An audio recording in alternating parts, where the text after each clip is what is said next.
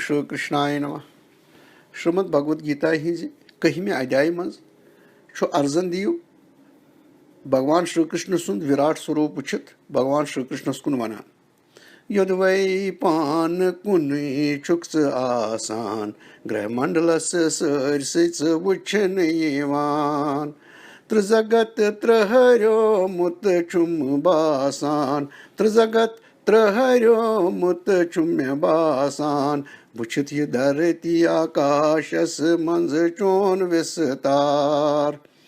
ग्रह मंडल तिछ सोरे खोचमुत ग्रह मंडल तिछ सोरे खोचमुत वुचित भयानक अद्भुत यह चोन रूप वुचित भयानक अद्भुत यह चोन रूप मंज महाभारतस कुर्थम ज्ञान दूर मंज महाभारतस कुर्थम ज्ञान दूर हो थम पन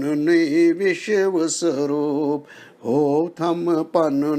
दिव्य स्वरूप भगवत गीता हंजी 11वीं अध्याय मज अर्जनस हो श्री कृष्णन विराट स्वरूप अर्जनस हो श्री कृष्णन विराट स्वरूप मज महाभारतस कोरथस ज्ञान दूर होथस पन विश्व स्वरूप होथस पन दिव्य स्वरूप अर्जन बनावतम भृत्य युथ वुचहा